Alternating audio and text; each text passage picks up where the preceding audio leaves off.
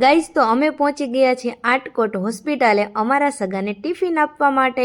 તો હું સરસ મજાનું ટિફિન બનાવીને પહોંચી ગઈ છું અને હોસ્પિટલમાં એન્ટ્રી લઈ લીધી છે।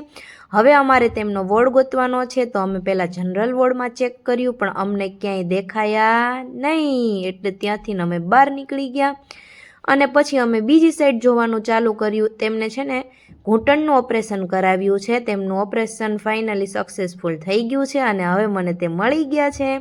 તો તેમના વોર્ડમાં અમે ગયા અને મેં તેમની જમવાની ડીશ તૈયાર કરી દીધી અને સગાને જમાડીને અમે પછી ત્યાંથી નીકળી ગયા છીએ। બહુ જ મોટી હોસ્પિટલ છે અને બધી જ સારવાર થાય છે, તમારે આવવું હોય તો તમે આવી શકો છો। અને હું ગાડીમાં જઈને બેસી ગઈ અને આ ફોન પર કોકની સાથે બાકાઝીકી બોલાવતા હતા ને પછી અમે ત્યાંથી નીકળી ગયા। તો વિચાર આવ્યો કે હવે આટકોટની ફેમસ પાવભાજી ઝાપટી લઈએ, તો અમે પહોંચી ગયા છીએ હવે પાવભાજી ઝાપટવા માટે। તો પછી અમે ત્યાંથી જમીને નીકળી ગયા અને મેં ડોગીભાઈને પૂછ્યું ગાડીને ભૂખ લાગી છે, તો ડોગીભાઈ કે હા, તો ગાડીને પણ ખવડાવી દીધું અને પછી નીચે ઉતર્યા તો આ બેન તો ઠંડીના ઠૂઠવાતા હતા। હા હા હા બહુ ઠંડી લાગી। તો કેવો મિની વ્લોગ લાગ્યો?